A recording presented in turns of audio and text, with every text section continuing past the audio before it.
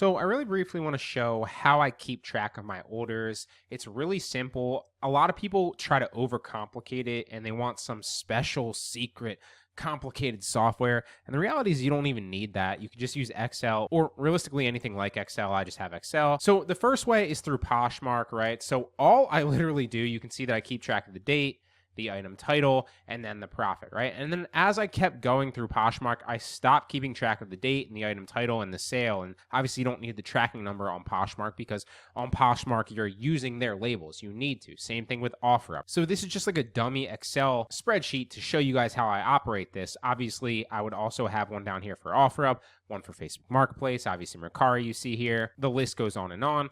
But generally speaking, there's only two ways I really maintain it. So it's Poshmark and OfferUp this way, where I don't keep track of anything but the profit on the sale. That's really all you need to focus on. So let's say, for example, you get a sale on Poshmark and you're netting $30 on that sale, and you buy that product on Amazon for $22. Well, obviously you don't need to write 30 and 22 in the expenses column here, which is going to net you 8, right? You can just do that math instantly or with a calculator and then write down the profit. It's so much simpler. It's the only number you really need to focus on Poshmark and OfferUp because, again, any sale, any issue is going to take place within the app, within the website, so you can do everything there. It keeps track of all of that. You can also download all your sales in an organized spreadsheet, and they'll email it to you right from the actual seller app, so it's very simple. So again, all you really need to do, keep track of your profit, and then obviously you can see how many sales you made over here on the left column, all the profit for each sale, so you can see what your average is if you want to calculate that. And then if you scroll down to the bottom as we go down here, because obviously I tend to have a decent amount of orders for Poshmark, it starts to auto calculate, right? That's really easy to set up. So if we're going back here, let's move over to the G column here, and I'll maximize this a little bit more so you can see it. So let's say your first sale of the day is $7, next sale of the day is $4 profit, and then you get one for like 35, right?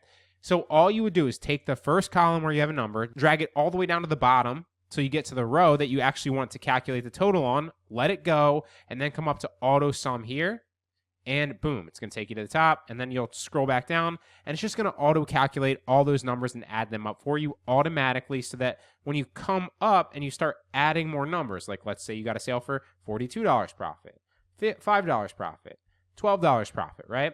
And then it's just going to keep track of that going forward for you. And that's how you set it up. It's super easy. So that's all I do for Poshmark.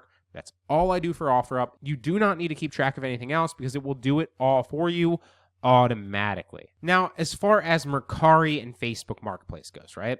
So it's really going to depend for Mercari specifically, or Facebook Marketplace as well. If you're doing the dropship arbitrage, like we covered, if you're doing the dropship arbitrage, then obviously you really only need to keep track of the profit for that sale. Again, because it's all going to take place natively on that platform. So it'll all be stored on Facebook. It'll all be stored on Mercari, right? And then you could keep track of it if you want. So let's say hypothetically you're doing dropship arbitrage. Again, you would just input the person's name. You could input the title. Obviously, there's not going to be any tracking for the shipment because you're going to be using the label that they provide you with, hence the dropship arbitrage. So then you would leave that blank.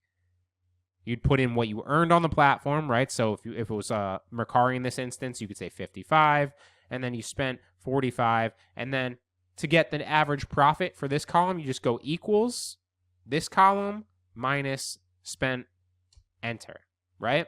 So again, we'll do like one for here. Let's say you got $56. It only costs you 27 this time. See, it starts to auto calculate as you move down. So you only really need to do it once or twice in these columns. Let's delete these just so I can kind of show you. So we'll go 54 and we'll go 27 and see how it didn't auto calculate because it hasn't picked up that that's the rule we want yet. So to get it to actually start auto calculating, you go equals when you're clicked on the actual profit cell here, equals this minus that, enter, there you go. And then as you do that 3-4 times, it's going to start auto calculating as you go down. Didn't do it that time. See if it does it this time. Didn't do it that time. See, started auto calculating already at the 5th one right there. And then to get the profit at the bottom, just like anything, you're going to drag it down. Let's delete this out just so you can see. You're going to drag it down, auto sum it into that column. Boom, 93, and then it'll start adding, right? If you need to add any rows, obviously this is really high.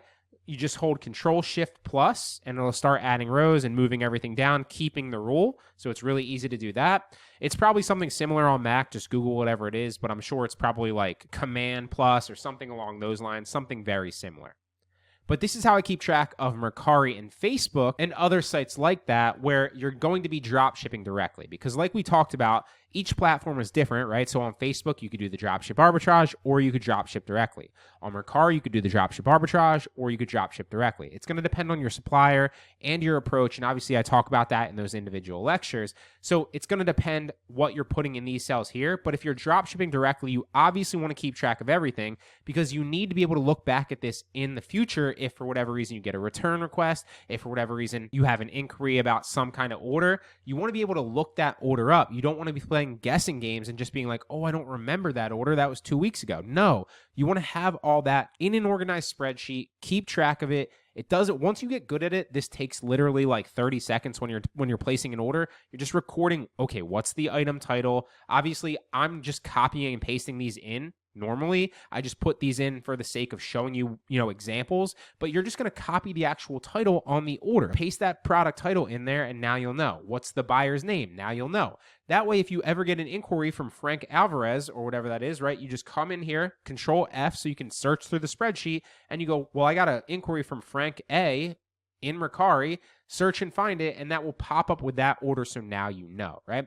Then you input the tracking number here. Again, you're just keeping track of everything. You want to stay organized. You want to keep track of all this stuff so you can look back at it later and make sure. Now, another reason that this is important, obviously, is let's say, for example, that you get an order where you're losing money, or you get an order that's something that's out of stock and you fake shipped it. Again, I've covered this in another lecture, why you may or may not want to do that depending on the specific situation, platform, etc. So one of the ways that I keep track of that really easily is I'll just highlight that column in blue, and then I know going forward, let's say I get an inquiry from Tyler Bloom, says his product wasn't delivered. I come into the spreadsheet, I search, because again, you're not going to have 4 orders here. You're probably going to have dozens or hundreds, right? So it's going to be tough to look through them all. So you just search, okay, well, Tyler Bloom is complaining that his order didn't deliver. So I search that up. Oh, I can see immediately it's blue. That way I know immediately. I fake ship that to them.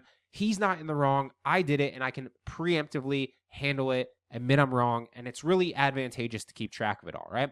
Then obviously once you put the tracking number in and you mark it shipped, what I do is I come in, you want to keep all the data, but you don't want to get bogged down and overwhelmed, so I'll just come in and I'll make that size 1 in the font, and then you can't see it anymore, but the data is still there if you still need to search. Okay, Tyler Bloom said complaining. Oh, we know that this one's Tyler Bloom, so then I can just re-maximize that out and then see that again, right? So then it'll slowly start to look like as you process orders, all these are going to be minimized, so you can only focus on the orders that you still need to ship out. It's the easiest way that I found to keep track of all this stuff. It doesn't matter if you're keeping track on Facebook, Poshmark, Mercari, wherever. This is the easiest way. You don't need some fancy software to keep track of it for you. Just keep it in an organized spreadsheet, set it up to auto calculate like I showed you, and do it month to month, right? You can see I marked this July 2024. Obviously, we're in August now. I'm just showing you I deleted all the orders that were actually on these spreadsheets, but I do it month to month. That way I can look back at the end of the month,